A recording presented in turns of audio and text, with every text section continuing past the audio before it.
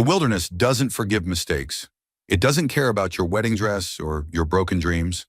The Wyoming Territory in 1887 was a land where survival meant strength and weakness meant death. Elizabeth Hartwell learned this truth on what was supposed to be the happiest day of her life.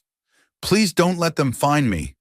Those desperate words, torn from a bleeding bride's throat, changed two lives forever. She was running from a monster in a three-piece suit. He was hiding from a past that had branded him a murderer. Cole Ryder had spent 4 years as a ghost in the canyon, living in the shadows, trusting no one. He should have kept walking, should have let her bleed out in the forest, should have protected the isolation he'd built so carefully. But when he saw the terror in her eyes, something in him broke. This isn't a story about a knight rescuing a princess. This is about two broken people who saved each other, about a woman who found her courage in the wilderness, about an outlaw who discovered that some fights are worth the cost. This is what happens when you stop running from fear and start running toward freedom. Cole Ryder had learned to trust his instincts. After 4 years living in the shadow of a bounty, instincts were the difference between waking up and not waking up at all. So when every bird in the forest went silent at once, he froze mid-step, his hand moving automatically to the rifle slung across his back. The October morning had been crisp and perfect for hunting. He'd tracked a buck for the better part of an hour, following signs only an experienced hunter could read. Bent grass, disturbed leaves, the faint musk of deer in rutting season. His camp needed meat, and Cole needed the meditation that came with the hunt, the focus, the clarity. All of that shattered when he heard the crash. Something large was moving through the underbrush ahead, moving fast and reckless, breaking branches instead of avoiding them. No deer moved like that, no animal with any sense. Cole dropped into a crouch, bringing the rifle up, finger resting lightly on the trigger.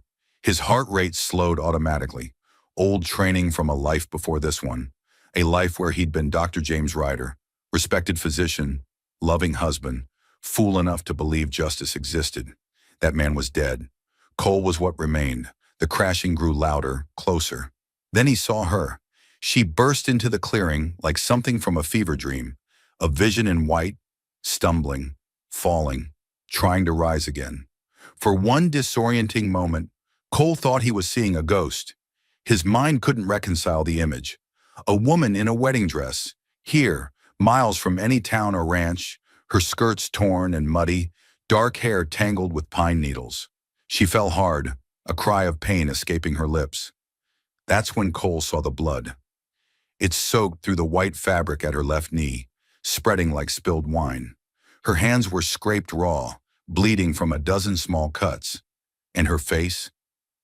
Even from 30 yards away, he could see the terror written there. Cole should have lowered the rifle, should have called out, announced himself. But 4 years of caution held him silent and still, watching, assessing the threat.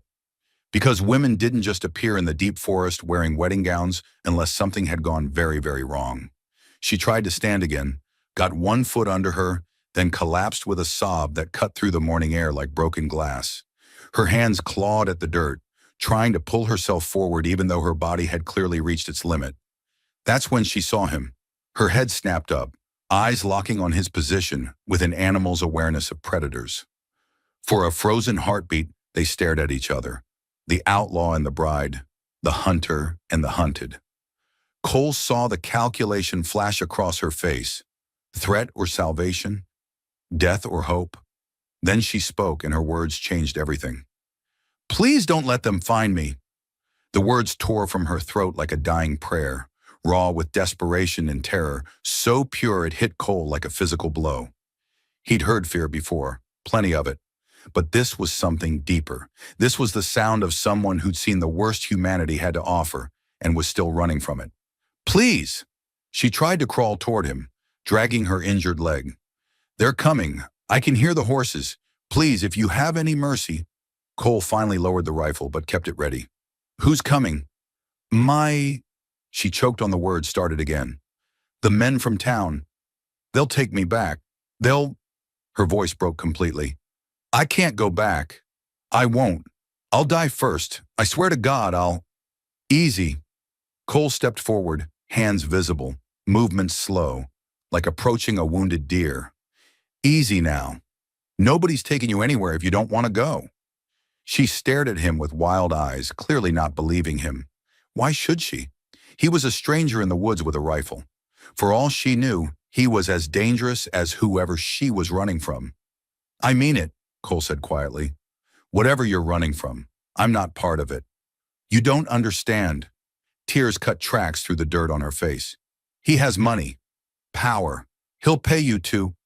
Lady, I don't care if he's the territorial governor himself. I said you're safe. Something in his tone must have reached her because she stopped trying to crawl, stopped talking, just stared at him with a desperate kind of hope that made Cole's chest tighten. Then they both heard it, the distant thunder of hoofbeats. Cole's decision crystallized in an instant. Right or wrong, smart or suicidal, he couldn't leave her here, couldn't hand her over to whatever she was running from. Some instinct deeper than logic told him that this woman, this moment, mattered. Can you ride? He asked. She nodded, though the way she couldn't put weight on her left leg suggested otherwise. Then we move. Now. He slung the rifle over his shoulder and crossed to her in 3 long strides. She flinched when he reached for her, but didn't pull away. Up close, he could see she was younger than he'd first thought, mid-20s maybe, with green eyes that were clear and sharp despite the fear. Educated eyes. Eyes that had read books and made plans and believed the world was fair. Eyes that had recently learned otherwise. This is going to hurt, Cole warned, then lifted her in one smooth motion. She gasped, biting back a scream as the movement jarred her injured leg. Her hands clutched at his shoulders, fingers digging through his worn jacket. I know, he said. I know it hurts. But we need to move fast and you can't walk, so you're going to have to trust me. I don't even know your name. Cole, and you're going to tell me yours later, when we're not about to have company. He carried her deeper into the forest, away from the clearing, toward where he'd left his horse tethered in a hidden draw. The animal, a bay gelding named Whiskey, watched their approach with calm interest. Can you hold on? Cole asked, setting her down carefully against a tree. She nodded, jaw set with determination that Cole recognized. This wasn't a woman who gave up easily. He worked quickly, tying his kill, 3 rabbits, to the saddle, securing his rifle. The hoofbeats were getting closer, spreading out, clearly searching in a grid pattern. Professional, organized. Whatever posse was after her had money behind it. Cole swung into the saddle, then reached down. Give me your hand. She hesitated only a second before reaching up. Her hand was small in his, fine boned but stronger than it looked. He pulled her up behind him in one smooth motion. She bit back another cry of pain, but managed to settle onto the horse's back, her arms wrapping around his waist. Hold tight, Cole said, and keep your head down.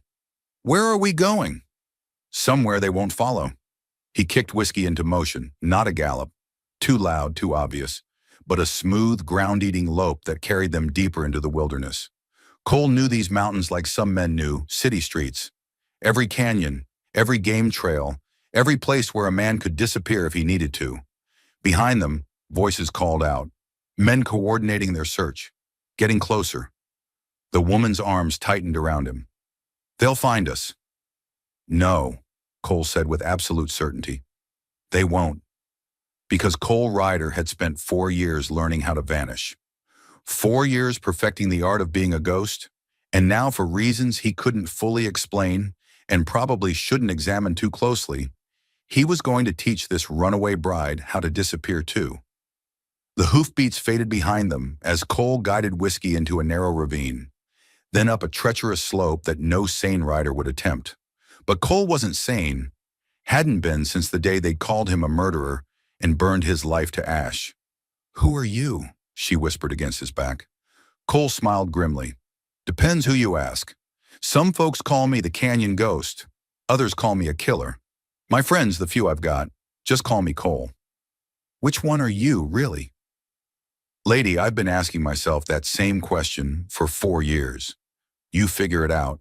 You let me know. They rode in silence after that, climbing higher, leaving civilization in safety and the rule of law far below. Cole should have been asking questions. Who was she? What had she done? Why were men with money hunting her through the forest? But somehow those questions didn't seem as important as the simple fact that she looked at him with terrified eyes and begged for help. And Cole Ryder wanted man, accused murderer, ghost in the canyon. He'd said yes. He didn't ask her name. He didn't ask who they were. He just lifted her onto his horse and kicked into a gallop, leaving behind his careful isolation and riding straight toward whatever trouble this bleeding bride would bring. Cole Ryder had just made either the biggest mistake of his life, or maybe, just maybe, the best decision he'd ever made. The sun had climbed to its zenith by the time Cole finally slowed Whiskey to a walk. They'd been riding for over 2 hours, climbing steadily into terrain that grew progressively more hostile, rocky switchbacks that tested even Whiskey's sure-footedness, narrow ledges where one wrong step meant a 100-foot drop, and finally a crack in the rock face so narrow Cole had to dismount and lead the horse through sideways. The woman, still nameless, hadn't complained once, though Cole could feel her trembling against his back. From cold, pain, or delayed shock, he couldn't say. Probably all three. "Almost there," he said, the first words he'd spoken since they left the search party behind. "Where exactly is there?" Her voice was stronger now, the raw panic replaced by something steadier. Wariness, maybe. The survival instinct that kicks in once the immediate danger passes. Home. The word felt strange on Cole's tongue.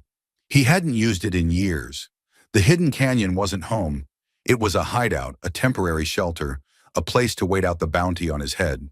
But somehow, saying it now, it felt more true than it had in a long time. They emerged from the narrow passage into a box canyon that Cole had discovered purely by accident 3 years ago. A person could ride within 50 yards of the entrance and never see it. The rock formation created a natural optical illusion, making the entrance appear to be just another shadow on the cliff face.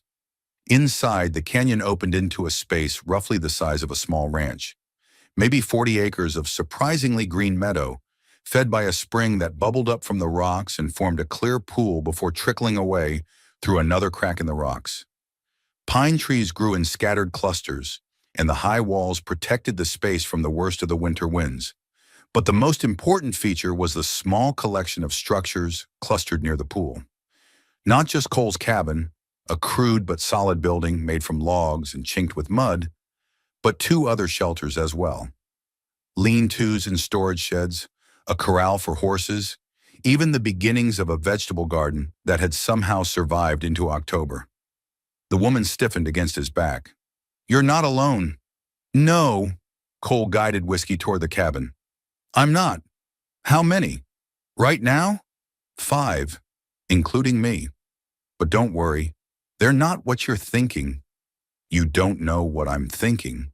Cole smiled despite himself. "Lady, you just rode off into the wilderness with a strange man. If you're not thinking about whether I'm going to kill you and dump your body in a ravine, you're not as smart as you look." A pause, then, "Am I?" "Smart. Definitely. Otherwise you wouldn't have asked." "I meant, am I in danger?" Cole reined Whiskey to a halt in front of the cabin and turned enough to look at her. Up close, even exhausted and streaked with dirt, she was striking. High cheekbones, a strong jaw, eyes that met his directly without flinching. The kind of face that suggested both intelligence and will. "I won't hurt you," he said simply. "Neither will anyone here. We're not that kind of outfit." "What kind are you?" "The kind that minds our own business and expects the same courtesy." "Now, can I help you down, or would you rather sit there until your leg gives out completely?" She looked like she wanted to argue, but practicality won. She let him help her dismount, though she couldn't quite hide the gasp of pain when her injured leg took even a fraction of her weight. Cole caught her before she fell, lifting her easily. "Stubborn," he observed. "Practical. There's a difference. Stubbornness is refusing to accept help. Practicality is accepting it while planning your escape route." "Despite everything," Cole laughed. "Fair enough. Come on, let's get you inside before you meet the others. You're already having a bad day. No need to make it worse." The cabin's interior was sparse but clean. One room serving as living space, kitchen, and bedroom, with a stone fireplace that provided both heat and cooking fire. A table made from pine planks, 2 chairs that didn't match, a bed frame with a mattress stuffed with pine needles and covered with a patchwork quilt. Shelves held books, medical supplies, ammunition, and the accumulated odds and ends of a life lived on the margins. Cole set the woman in one of the chairs, noting how she immediately scanned the room, cataloging exits and potential weapons. Good survival instincts. "Let me see that leg," he said, already moving to the shelf where he kept his medical kit. "You're a doctor?" Surprise colored her voice. "Was. Long time ago." Cole knelt in front of her, setting out supplies. Clean cloth, needle and thread, whiskey for disinfecting, and drinking if necessary. "Now I'm just a man who knows which end of a needle is sharp. I'm going to need to lift your skirt." She hesitated, then nodded. "Do what you need to do." Cole worked carefully, lifting the torn and bloody fabric away from her leg. The injury was worse than he'd hoped, but better than he'd feared. A deep gash across her knee, probably from a sharp rock during one of her falls. It needed stitches, would hurt like hell, and would keep her off her feet for a few days. But it wasn't life-threatening. "This is going to hurt," he warned, dousing a clean cloth with whiskey. "Everything hurts already. What's a little more?" He pressed the alcohol-soaked cloth to the wound. She went rigid, jaw clenched, but she didn't scream. Just breathed hard through her nose and gripped the chair arms until her knuckles went white. "Stubborn," Cole said again. "Practical," she ground out through gritted teeth. As he worked, cleaning the wound and preparing to stitch it closed, Cole found himself talking, something he rarely did anymore. "The whiskey's for you too, you know. Drinking it would make this easier. I need a clear head. Lady, if you're planning to run, I should tell you that leg won't carry you far. I'm not planning to run. I'm planning to think. About whether I've traded one prison for another." Cole's hands stilled. He looked up, meeting her eyes. "You're free to leave whenever you want. I won't stop you, but I will tell you that leg needs stitches, needs rest, and needs time to heal. Out there," he nodded toward the door, "you'll be lucky to last a day before infection sets in. In here you've got food, shelter, and someone who knows how to keep you alive. Your choice." She studied his face for a long moment. "Why are you helping me?" "Because someone once didn't help me when I needed it. I won't make that mistake twice." "What happened to you?" Cole returned to his work, threading the needle with practiced ease. "That's a long story, one I don't tell often. I've got time. Apparently I'm not going anywhere." He smiled despite himself. "Later. Right now I need you to hold very still. This is going to hurt worse than the whiskey." The first stitch made her bite down on a small cry. By the third, tears were streaming down her face, though she still didn't scream. Cole worked as quickly as he dared, his fingers steady despite the weight of her pain. "Talk to me," she gasped. "Distract me." "What's your name?" "Elizabeth, Eliza. Everyone calls me Eliza except—" She stopped abruptly. "Except the man you're running from?" She nodded, jaw clenched. "Well, Eliza, welcome to the canyon. I'd say I'm sorry about the circumstances, but I suspect you're not." "I'm not." She watched him work, her breathing slowly evening out as shock gave way to something more stable. "Who are you?" "Really? Just a man trying to live quietly. Men who live quietly don't have medical kits like that. They don't stitch wounds like they've done it 100 times. And they definitely don't have hideouts in secret canyons." Cole tied off the last stitch and sat back, examining his work. "You're right. They don't. But then, women who live quietly don't run from their weddings wearing blood-stained dresses either. So I figure we're even." Before Eliza could respond, the cabin door swung open. A woman stepped inside. Native American, somewhere in her 40s, with gray-streaked black hair and eyes that missed nothing. She took in the scene with one quick glance. Cole kneeling at Eliza's feet, the medical supplies, the blood-stained wedding dress. "Well," she said in perfect English, tinged with an accent Cole had never been able to place, "this is new." "Sarah." Cole stood, wiping his hands on a clean cloth. "We have a guest." Sarah's eyebrows rose. "I can see that. Does this guest have a name?" "Elizabeth," Eliza said, meeting the older woman's gaze directly. "Eliza. And does Eliza know what kind of place this is? What kind of people we are?" I know you're hiding from something, Eliza said steadily, just like I am. Sarah studied her for another long moment, then nodded slowly. Smart girl. Cole, there are men in the valley below. 20, maybe more. Organized, armed, looking for something. Cole felt his stomach drop. How close? Close enough to worry about. They'll hit the lower ranches by sundown asking questions. Someone will talk eventually. Someone always does. Eliza's face had gone pale. Victor, he's brought men. Who's Victor? Sarah asked. The man she's running from, Cole explained. I'm guessing he has money. And influence, Eliza added. His father is territorial governor. Victor's planning to run for senator. He can't afford the scandal of a runaway bride. Sarah and Cole exchanged a look. Sarah spoke first. How badly does he want you back? Badly enough to kill anyone who stands in his way. The words hung in the air like smoke. Finally, Sarah sighed. Well, this should be interesting. Cole, you better call the others. If we're going to have company, we should at least be ready for them. As Sarah left to gather the rest of their small group, Eliza looked at Cole with questions written across her face. Who are these people? What is this place? Cole settled into the other chair, suddenly tired. This is where people come when they have nowhere else to go. When the law failed them, or society cast them out, or they made mistakes they can't undo. We're not outlaws, not really. We're just people trying to survive in a world that decided we don't deserve to. And you? Eliza asked softly. What's your story? Cole was quiet for a long moment, staring into the cold fireplace. Then he began to speak. 4 years ago, I was Dr. James Ryder. I had a practice in Denver, a wife I loved, and a future I believed in. Then there was an epidemic, typhoid fever. I worked around the clock, trying to save as many people as I could, including my wife. He paused, the old pain still sharp after all this time. She died. And because I was the doctor, because I'd been treating her, they said I killed her. Said I experimented on her, used her to test some new treatment. It wasn't true, none of it was true. But I was a small-town doctor, and the man accusing me was rich, powerful, and very convincing. Why would he do that? Because he wanted my land, and I wouldn't sell. Because his son had proposed to my wife before we married, and he carried a grudge.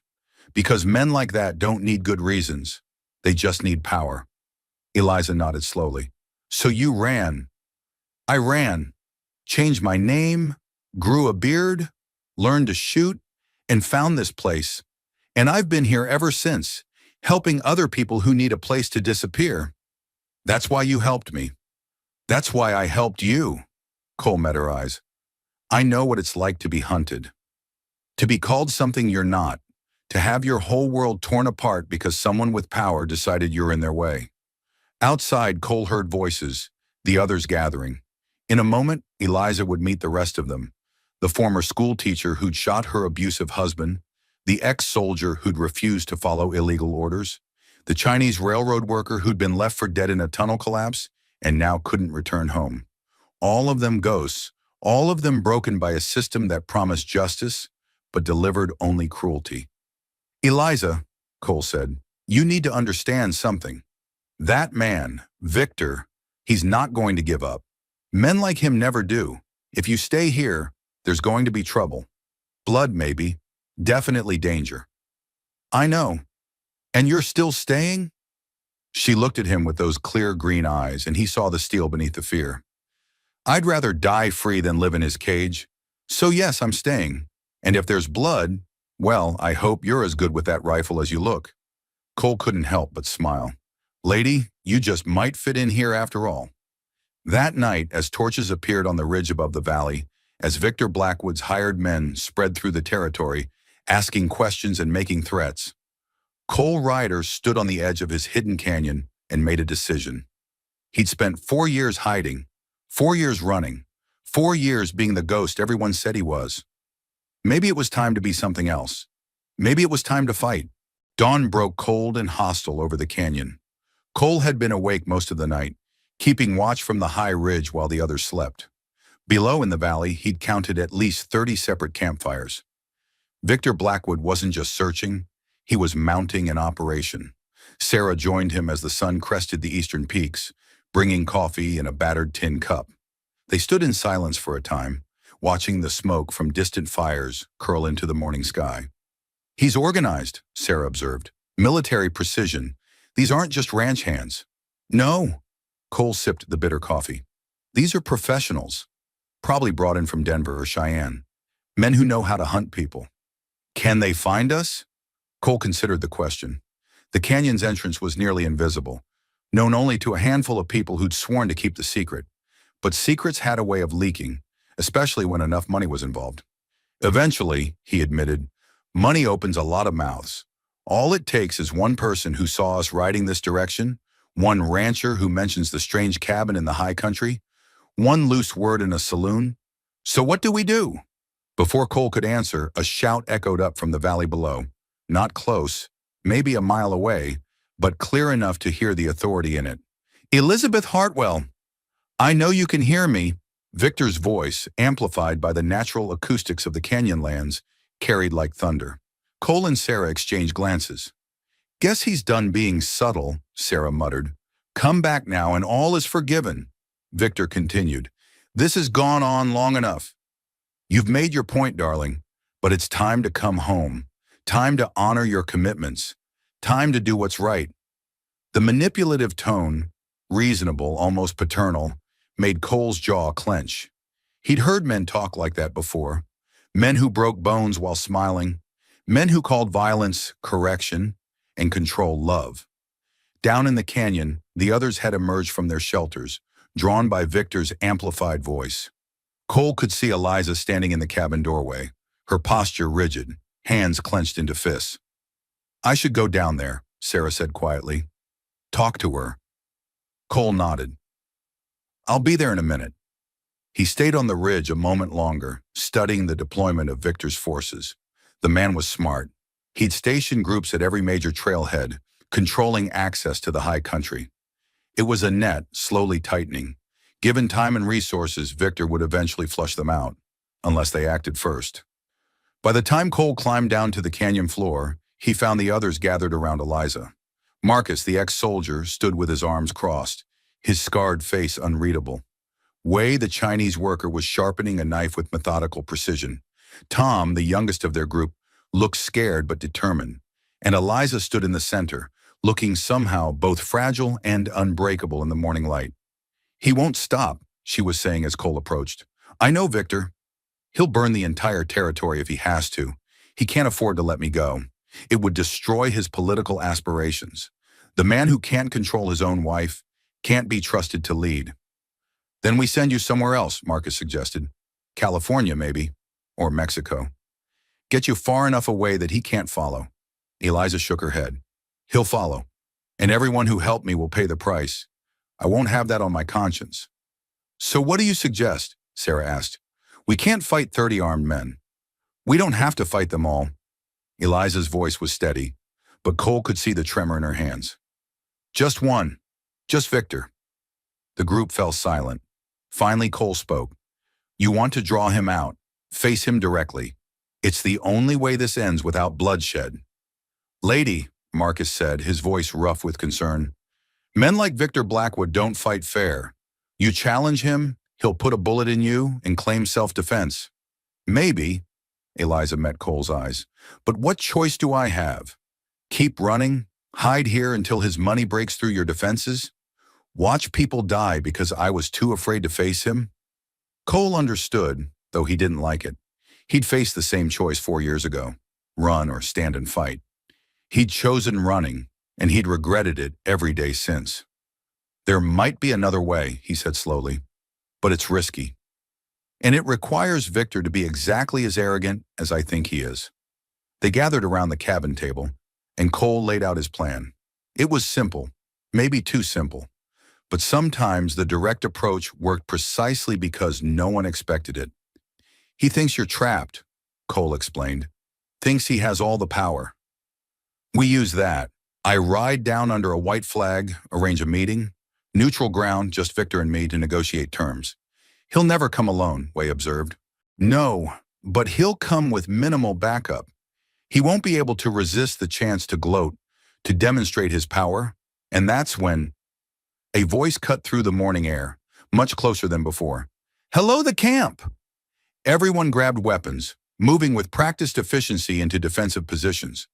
But the voice that called out didn't sound threatening. It sounded official. A man appeared at the canyon entrance, hands raised, clearly visible. Middle-aged, wearing a sheriff's star, riding a tired-looking horse. Cole recognized him, Sheriff Henderson from Redemption Falls, a decent man in a job that required too much compromise. "I'm alone," Henderson called. "Just want to talk." Cole stepped forward, rifle held loosely but ready. "Sheriff, this is a surprise." Henderson dismounted slowly, keeping his hands visible. "Cole Ryder, or should I call you Dr. James Ryder?" The name sent a shock through the group. Cole forced himself to stay calm. "You have me at a disadvantage, Sheriff." "Not trying to disadvantage anyone." Henderson approached cautiously. "I'm here because Victor Blackwood is offering $10,000 for the return of his bride." $10,000. That's enough money to make saints into sinners, Cole. I figure you got maybe 12 hours before one of his hired men puts it together and leads him right to your doorstep. Why are you telling me this? Henderson looked past Cole to where Eliza stood. "Because I know Victor Blackwood. Known him since he was a boy pulling wings off butterflies and graduating to bigger cruelties. And I know you, Cole. Know what really happened in Denver. Read the letters your wife wrote before she died, the ones the judge wouldn't allow in court." Cole's breath caught. "What?" "Her diary survived the fire. Everything documented. The rich man's harassment, his son's threats, the real reason for the false accusations. But by the time I got the evidence, you were gone. Vanished like smoke." Henderson pulled a folded paper from his jacket. "This is a copy. Official pardon, signed by the territorial governor himself. You're a free man, Cole. Been free for 6 months, but nobody knew where to find you." The world tilted. Cole took the paper with numb fingers, staring at words that seemed impossible. Pardoned, exonerated, free. "Why?" His voice cracked. He tried again. "Why bring this now?" "Because Victor Blackwood is the governor's son, and the governor's sick of covering up his boy's sins. And because," Henderson looked at Eliza again, "that young woman has bruises that look real familiar to anyone who's seen them before. The governor might not have the spine to stop his son directly, but he won't stop someone else from doing it. Understand what I'm saying?" Cole understood. Plausible deniability. If Victor got what was coming to him way out here in the wilderness, the governor would mourn publicly and do nothing. "There's one more thing," Henderson said. "Victor's first wife, the one who fell down the stairs 3 years ago, wasn't an accident. I can prove it, but I need Victor alive to stand trial. He dies out here, the evidence dies with him, and his next victim gets no justice." Eliza stepped forward. "What are you asking?" "I'm asking you to be bait. Draw him out, get him talking. I'll be close enough to hear, close enough to arrest him. But he needs to confess, and he needs to be taken alive." "He won't confess," Eliza said. "He will to you. Men like Victor can't help themselves. They need to explain, to justify, to make you understand how clever they are." Henderson's eyes were hard. "You get him alone, make him think he's won, and he'll tell you everything." "They always do." Cole shook his head. "It's too dangerous. If anything goes wrong—" "Everything's dangerous," Eliza interrupted. "But this way, maybe it ends. Really ends. Not just for me, but for his next victim. And the one after that." They argued for another hour, but Cole could see Eliza's mind was made up. She had the same look he imagined he'd worn when he decided to become a doctor. Determined to fix something broken, even if it cost everything. Finally, they crafted a plan. Simple, direct, absolutely insane. Cole would ride down with the white flag, would tell Victor that Eliza wanted to talk, to negotiate, neutral ground, just the two of them, to discuss terms. Victor's arrogance wouldn't let him refuse. "He'll bring men," Marcus warned. "Of course he will," Cole agreed. "But we'll bring more. Hidden, waiting. If anything goes wrong, we won't be alone." That afternoon, Cole rode down from the high country toward Victor's camp, a white cloth tied to his rifle barrel, hands visible, moving slow and unthreatening. Victor's men intercepted him a mile from camp, surrounding him with drawn weapons. "Tell your boss Cole Ryder wants to talk about his runaway bride," Cole said calmly. "Tell him the lady has terms." They brought him to Victor's command tent, a ridiculous display of wealth in the middle of the wilderness, Persian rugs on the dirt, a folding table set with silver. Victor himself dressed like he was attending a dinner party rather than mounting a manhunt. "Mr. Ryder." Victor's smile was all teeth, no warmth. "Or should I say, Dr. Ryder? Oh yes, I know who you are. The murderer, the fugitive. Tell me, how does it feel to harbor a criminal?" "Oh wait, you are one." Cole ignored the bait. "Eliza wants to meet. Just you and her. She has things to say that she'd rather not broadcast to your entire company." Victor's eyes glittered. "Does she now? And why should I agree to this obvious trap?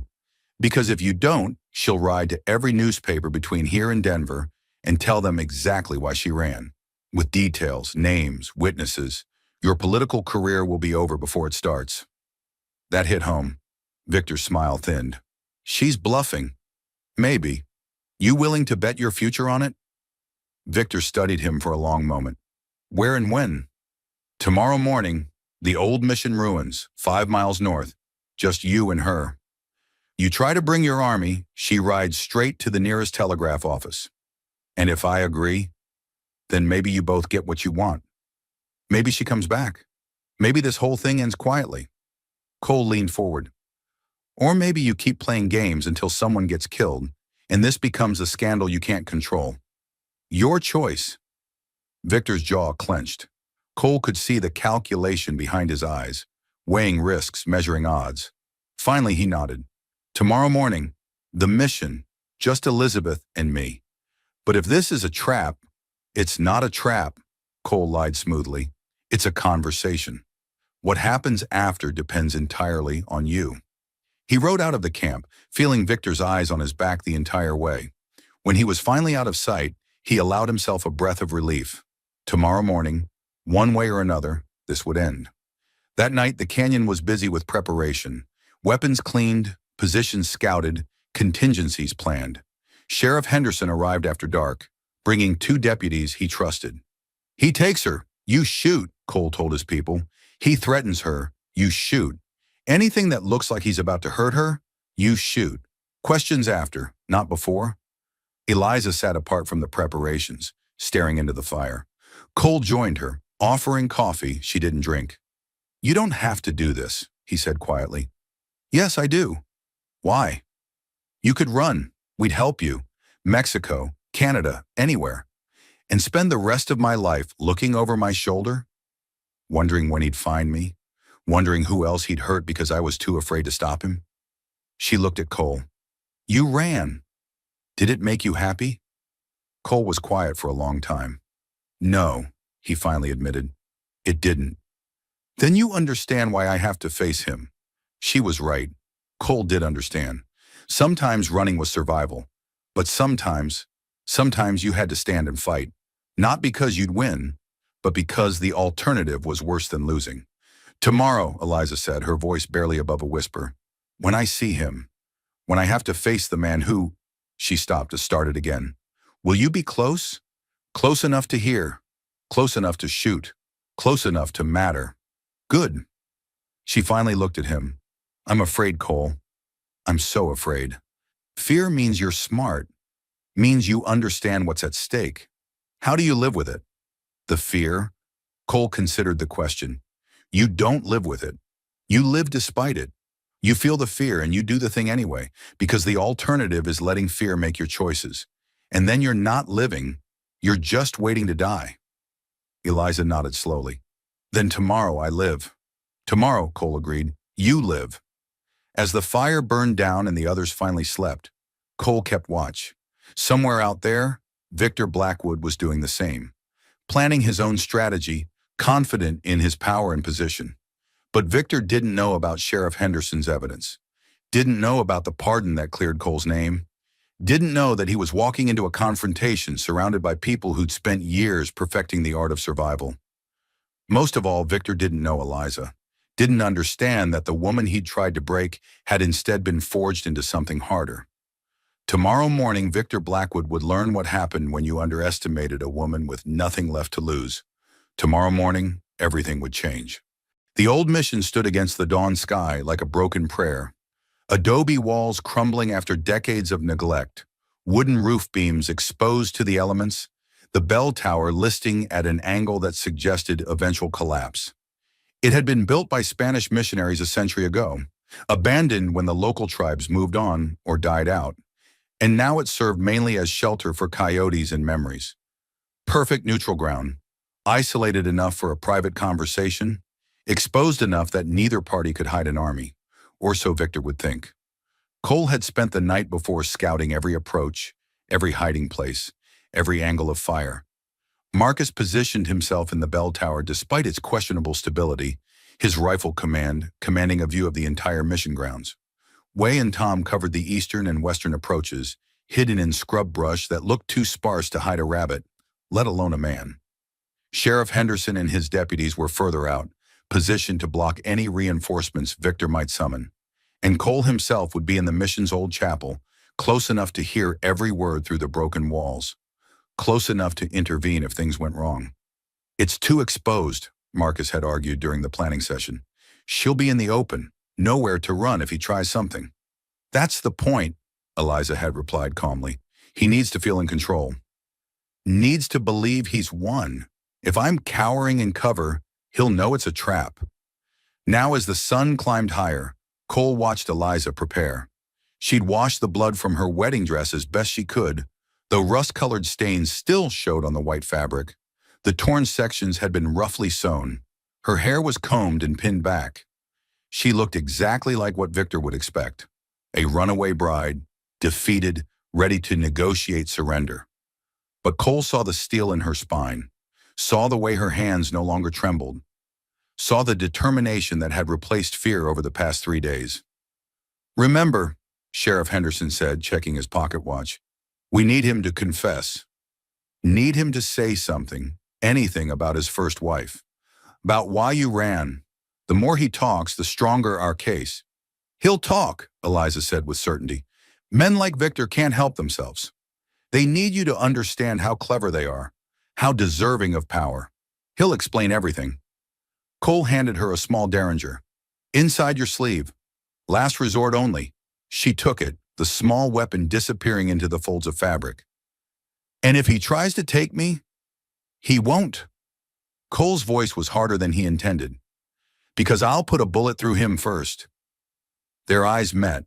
Something passed between them. Understanding, maybe. Respect. Something else Cole didn't want to examine too closely. It's almost time, Henderson said. Everyone to positions. They dispersed like ghosts, melting into the landscape. Within minutes, the mission appeared abandoned, except for Eliza, standing in the center of the old courtyard, white dress catching the morning sun like a flag of surrender.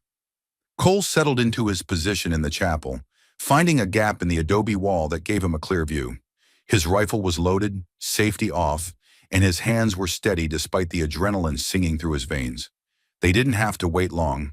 Victor arrived exactly on time, riding a magnificent black stallion that probably cost more than Cole's entire outfit earned in a year. He came alone as promised, but Cole caught the glint of sunlight on metal in the hills behind him, hidden riflemen positioned to cover their boss. Not unexpected. Victor dismounted with theatrical grace, tying his horse to a rusted iron ring that had once held the mission's gate. He looked immaculate, tailored suit despite the trail dust, boots polished to a mirror shine, hat cocked at an angle that suggested supreme confidence. Elizabeth, his voice carried clearly in the morning stillness. You look terrible, darling. Has your wilderness adventure been everything you hoped? Eliza didn't respond immediately. She simply watched him approach, her face carefully neutral. Victor circled her slowly, like a buyer examining livestock. 3 days. 3 days you've embarrassed me, made me look weak in front of the entire territory. Do you have any idea what that's cost me? The political capital I've had to spend? You're here, Eliza said. That's all that matters. Am I? Victor stopped in front of her. Or is your doctor friend here too? Hiding in the ruins, perhaps? Rifle trained on my back? Cole kept his word. This is between you and me. Cole? Victor's smile was cruel. You're on first-name terms with your kidnapper. How touching. He didn't kidnap me. I ran to him. Semantics. The law sees it differently. Victor pulled a document from his jacket.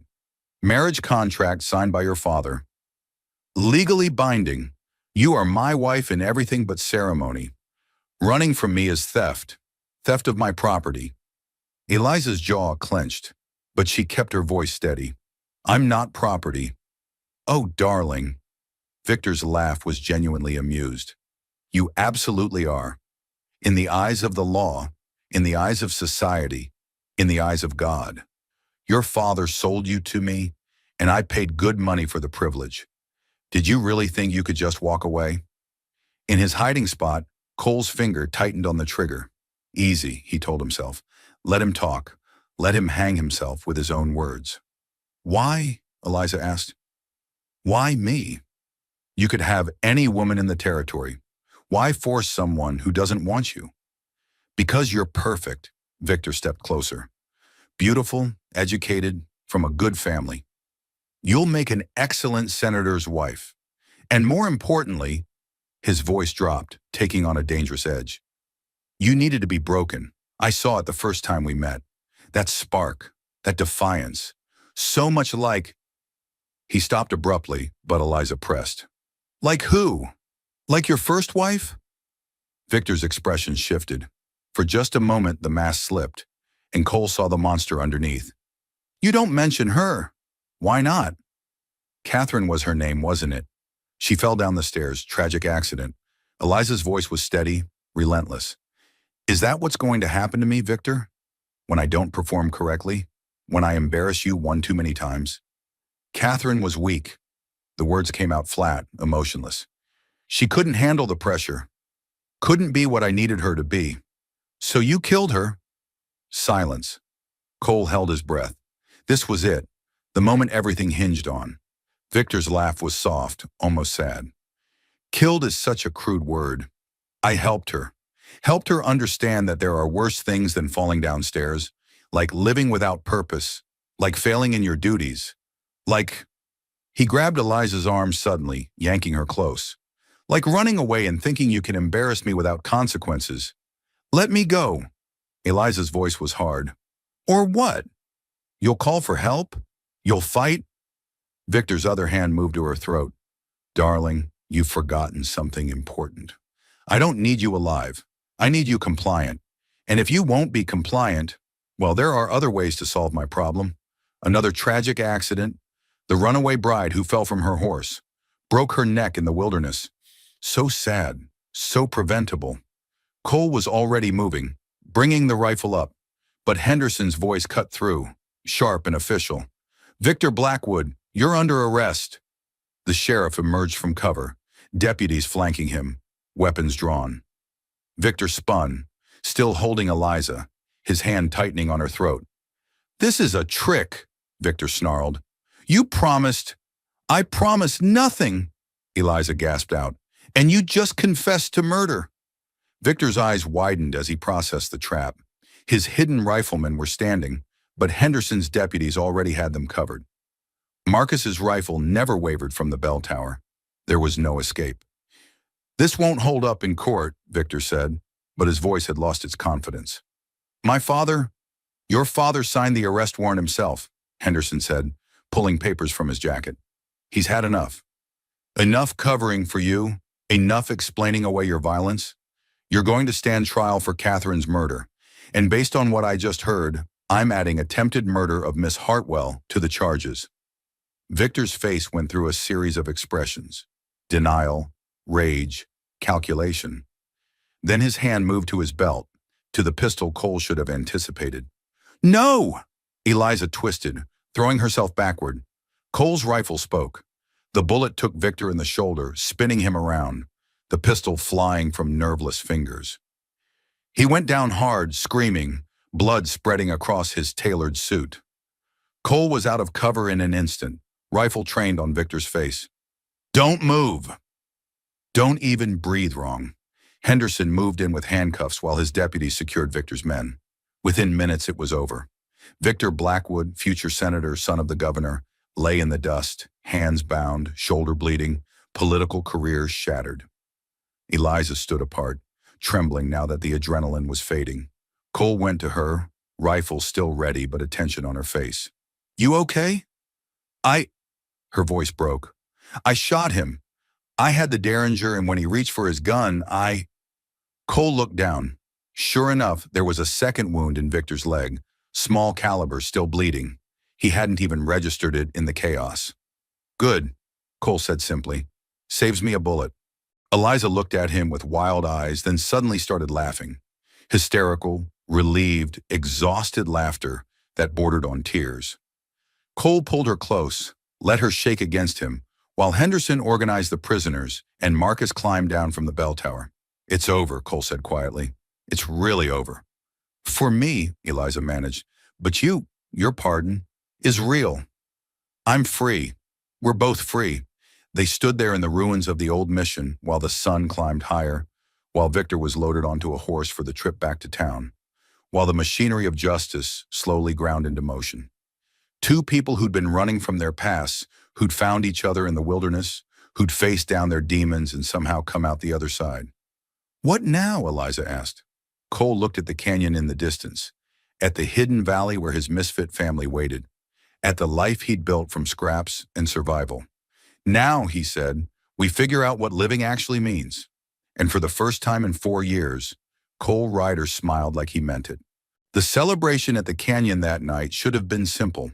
Victor was arrested, Cole was pardoned, Eliza was free. By all rights, they should have been toasting their victory, planning futures, looking forward instead of back.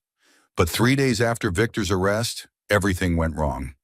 It started with Tom riding hard into the canyon at twilight, his horse lathered and blowing. "Riders coming!"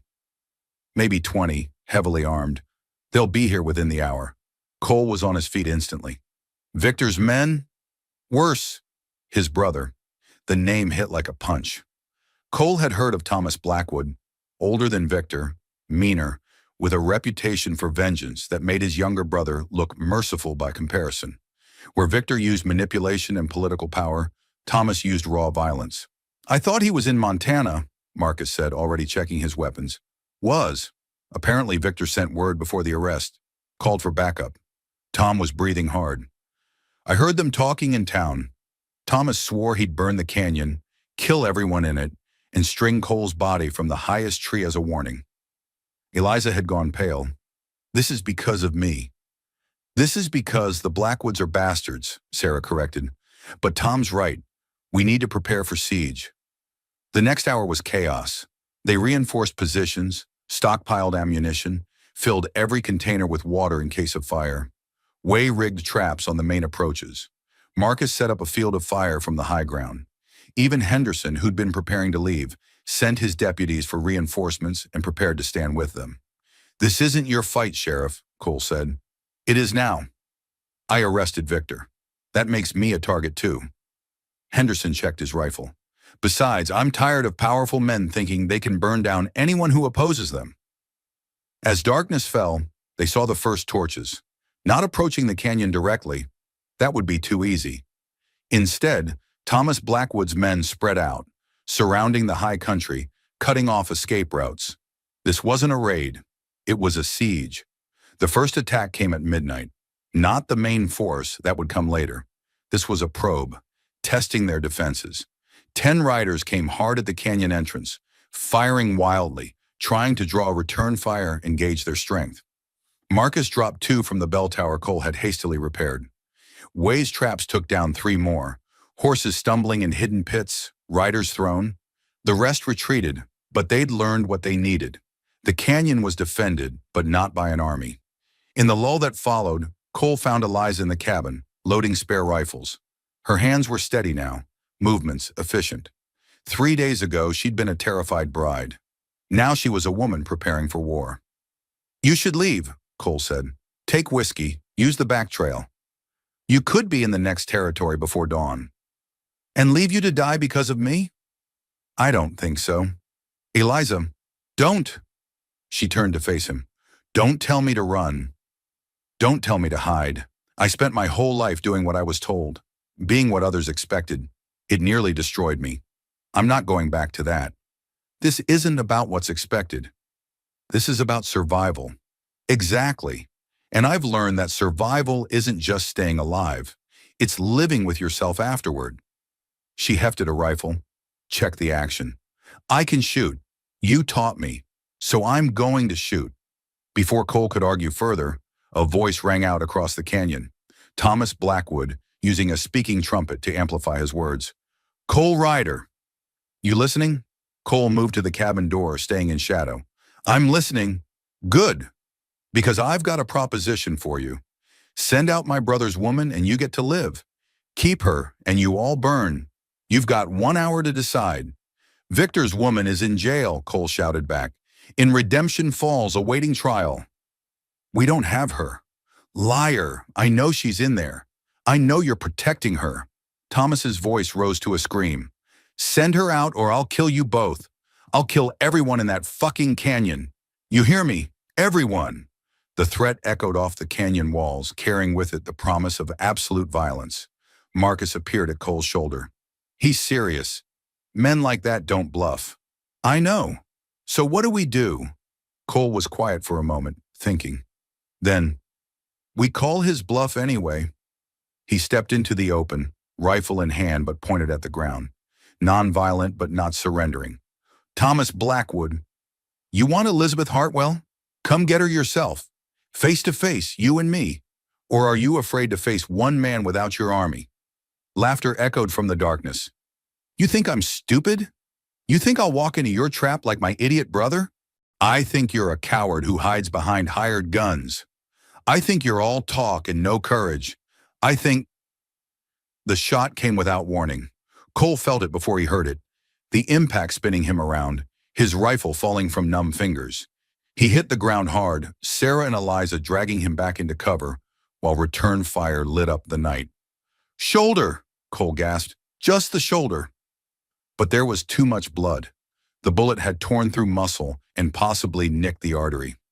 Sarah was already applying pressure, her face grim. Stupid, she muttered, baiting him like that. Had to know, Cole managed through gritted teeth, had to know if he'd actually shoot.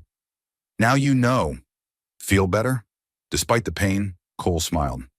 Little bit. But the situation was deteriorating fast. Thomas wasn't playing by any rules. He was willing to kill from ambush, willing to burn them out, willing to do whatever it took. And they were outnumbered 3-1, with limited ammunition and no reinforcements coming. Eliza knelt beside Cole while Sarah worked on his shoulder. This is my fault. Stop! Cole grabbed her hand with his good arm. This is the Blackwoods' fault. You didn't ask to be born into their world, didn't ask to be sold like property. You ran, and you had every right to run. But people are dying because... People are fighting because it's worth fighting for. Because you're worth fighting for. And because sometimes... Cole winced as Sarah tied off a bandage. Sometimes you have to stand up to bastards, even when the odds are bad. The attack came into earnest just before dawn. Not subtle, not strategic, just overwhelming force. 20 riders came at the canyon entrance at once, firing at anything that moved, trying to force their way through by sheer numbers. Marcus fired until his rifle barrel glowed red. Way and Tom held the flanks, their ammunition running low. Henderson and his deputies formed a second line of defense, ready if the first line broke. And Eliza, who 3 days ago had never fired a weapon in anger, stood at a loophole in the cabin wall and shot at men trying to kill her. Shot and reloaded, her face set with concentration. Cole watched her from his spot against the wall, his shoulders screaming agony. She'd transformed. The scared bride was gone. In her place stood a woman who'd found her strength in the crucible of violence. The attackers broke first, not because they were losing, they weren't, but because someone had miscalculated. A torch thrown to start a fire had landed in dry grass on their side of the entrance. The flames spread fast, driven by wind that suddenly shifted, billowing smoke back into the attackers' faces. They retreated, coughing, half blind. The defenders didn't pursue. They simply held their ground, conserving ammunition, waiting for the next wave. But the next wave didn't come. Instead, as the sun rose, they heard something unexpected. Bugles. Cavalry bugles, getting closer. Henderson laughed, a sound of pure relief. My deputy got through. He brought the army. The siege broke as quickly as it had formed. Thomas Blackwood's hired guns weren't stupid. They knew fighting the U.S. Army was a losing proposition. They melted away into the wilderness, leaving their employer to face justice alone. By mid-morning, it was over. Thomas Blackwood sat in handcuffs, screaming threats that nobody listened to. His brother Victor, transported from jail for a confrontation, watched from another set of chains. The Blackwood Empire, built on violence and political corruption, was collapsing. Cole sat on the cabin steps, his shoulder bandaged properly now by the army surgeon. Eliza sat beside him, her wedding dress finally and completely ruined, her hands still shaking from adrenaline letdown. You shot 3 men, Cole said quietly. I know. You saved Marcus's life. When that rider got past him, you dropped the attacker before he could fire. I know. How do you feel? Eliza was quiet for a long time. Scared, relieved, guilty, proud like I proved something, but I'm not sure what. She looked at him. How do you feel? Like I got shot, and like maybe, Cole met her eyes. Maybe we both survived more than just bullets. The cavalry captain approached, a young man with an old face. Mr. Ryder? Sheriff Henderson says you're the one who organized the defense. Hell of a job, sir. Wasn't just me. Never is. The captain glanced at Eliza. Ma'am, I need to take statements. About the Blackwoods, about the attacks, for the record. Eliza nodded. I'll tell you everything. Every detail. Every threat. Everything. As she walked away with the captain, Sarah joined Cole on the steps. She's stronger than she looks. She's stronger than most people, period. You care about her. It wasn't a question, but Cole answered anyway. Yeah, I do. Good. Because when this is all over, when the trials are done, and the Blackwoods are in prison and your name is cleared, she's going to need someone. Someone who understands what she went through. Someone who won't try to put her back in a cage. I'm not exactly good relationship material, Sarah. None of us are. That's why we work. She stood, patting his good shoulder. Think about it, doctor. You spent 4 years hiding. Maybe it's time to start living instead.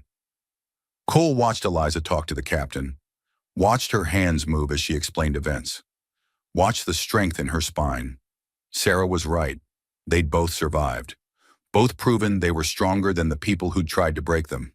Maybe surviving was only the beginning. Maybe the real story started now. 6 months later, spring came to the Wyoming Territory like a whispered promise. Snow melted from the high peaks, running in silver streams through the valleys. Wildflowers erupted across the meadows in riots of color. The air smelled of pine and new growth and infinite possibility. Cole Ryder stood on the porch of a cabin, not the hidden one in the canyon, but a new structure built on land that was legally his. 500 acres purchased with the money from his restored medical practice, plus the reward the governor had offered for helping bring down his corrupt sons. The cabin was modest but solid. 2 rooms, a real fireplace, windows with actual glass, a barn for horses, a chicken coop Sarah had insisted he needed, and a small vegetable garden that Way had helped plant before moving on to California. It wasn't grand, but it was home, real home. Not a hideout or a temporary shelter, but a place Cole could imagine growing old in. The sound of hoofbeats drew his attention. Eliza rode up the trail on a gray mare she'd bought last month, her hair loose and catching the wind. She wore practical clothes now, split riding skirt, sturdy boots, a shirt that had seen honest work. The woman in the elaborate wedding dress was gone. In her place rode someone Cole barely recognized, confident, capable, free. She dismounted with easy grace, tying the mare to the porch rail. You're staring. Can't help it. You look different. I feel different. She climbed the steps, settled into the chair beside his. Got a letter from my father today.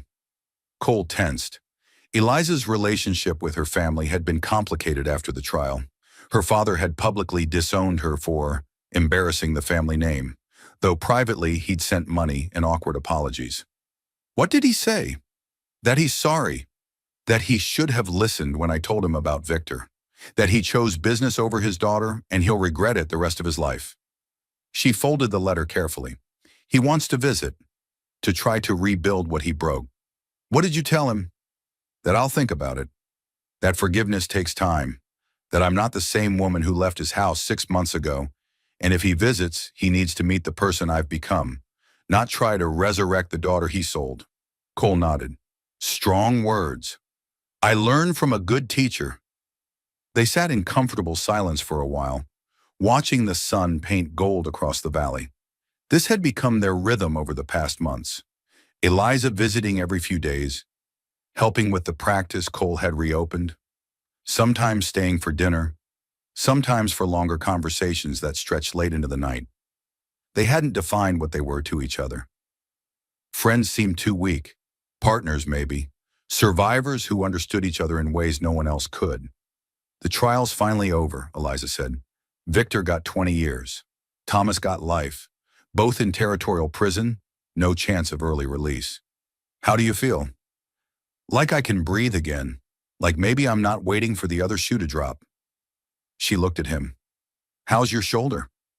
Cole rotated his arm, feeling the pull of scar tissue. Better. Almost full range of motion. The surgeon did good work. You're lucky it wasn't worse. I'm lucky in a lot of ways. Cole met her eyes. I'm lucky I was in the right place when you needed someone. Lucky I had people willing to fight beside me. Lucky the governor was sick of covering for his sons. Lucky, Cole. Eliza's hand found his. You make your own luck. You chose to help me, chose to stand when you could have run, chose to fight when staying hidden was safer. That's not luck. That's character. Her touch sent warmth through him. Cole had spent so long focused on survival that he'd forgotten other needs. Companionship, connection. The simple comfort of being seen by someone who understood. I need to tell you something, Eliza said. I've been offered a job. Teaching position in Denver. Good pay, respectable school. It's everything I dreamed about before. Before everything. Cole's heart sank. That's wonderful. Congratulations. I turned it down. What? Why? Eliza smiled. Because Denver represents my old life.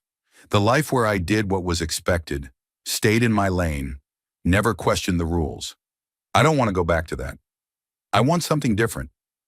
What do you want? I want to stay here, in Redemption Falls. Maybe open a school of my own. A real one, not just for wealthy families, but for everyone. Ranch kids, miners' children, anyone who wants to learn. She looked at him. I want to build something new. Something mine, something real. That sounds perfect. There's more. Eliza's voice was quieter now. I want to build it with someone. Someone who understands what it means to start over. Someone who's seen the worst of people and still believes in the best. Someone. She stopped, started again. I want to build it with you, if you'll have me. Cole felt something shift in his chest. Not pain, but the opposite. A loosening of tension he'd carried so long he'd forgotten it was there. Eliza, I'm not good at this. Relationships, building a life with someone. The last time I tried, it ended in tragedy. That wasn't your fault. I know. In my head I know. But my heart still. He stopped, forced himself to continue. What if I fail you? What if I'm not enough? Cole. Eliza turned to face him fully. You pulled me out of the forest when I was dying. You fought beside me when it would have been easier to throw me to the wolves. You stood up to men with power and money because it was the right thing to do. You're exactly enough. You're more than enough. What about love? The word felt strange on his tongue. What about it? Eliza smiled. Love isn't something that happens all at once. Like in the dime novels. It's built, day by day, choice by choice, and we've been building it for 6 months, whether we admitted it or not. She was right. Cole realized he'd been falling for her in increments, in the way she faced down her fears, in her strength when everything tried to break her, in the quiet moments when they simply sat together and didn't need words. "I love you," he said. Simple words, but they carried the weight of everything he'd survived to reach this moment. "I know." Eliza leaned in, her lips finding his. The kiss was gentle, tentative, testing. Then it deepened, becoming something more, a promise, a beginning, a declaration that they'd both stopped running and started building. When they finally pulled apart, both breathing hard, Eliza laughed. "So is that a yes?" "That's a yes. To building something together, to whatever comes next, to—" Cole stopped, suddenly uncertain.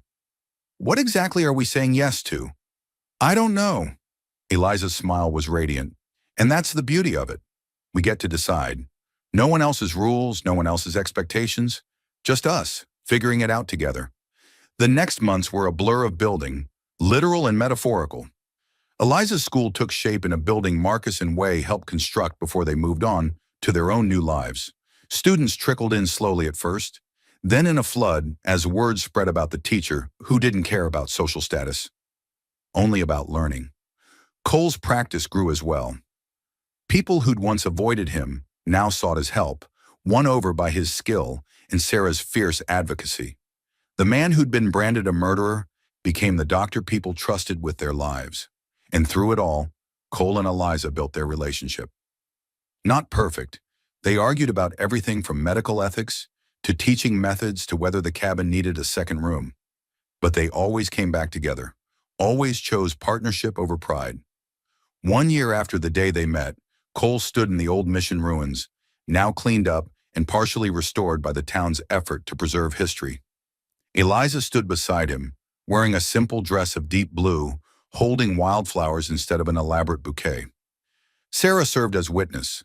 Marcus had ridden back from California for the occasion. Even Henderson was there, having become something like a friend over the past months. "We're gathered here today," Henderson said in his unofficial capacity as officiant, "to witness the marriage of two people who've earned the right to happiness, who've faced down darkness and chose light, who've proven that the past doesn't define the future." Cole barely heard the rest. He was focused on Eliza, on the way the evening light caught her hair, on the smile that transformed her face, on the strength that radiated from her like heat. "Do you, James Cole Ryder, take this woman—" "I do." Cole couldn't wait for the rest of the question. "To be your lawfully wedded wife?" "I already said I do." Laughter rippled through the small gathering. Henderson shook his head. "Fine." "Eliza, do you take this impatient man to be your husband?" "I do." No hesitation, no doubt. "Then by the power vested in me by the Wyoming Territory, I pronounce you married. Cole, you can kiss her now, since you obviously can't wait for permission." The kiss was different from their first. Not tentative or testing, but sure and strong and absolutely right. When they pulled apart, both laughing, the small group erupted in cheers. As the sun set over the Wyoming mountains, as friends celebrated and the past finally, truly let go, Cole Ryder and Eliza Hartwell, now Ryder, stood together and looked toward a future they'd built from the ashes of their broken lives. "You saved me," Eliza whispered. "No." Cole pulled her close. "You saved yourself. I just gave you a fighting chance. Then let's call it even."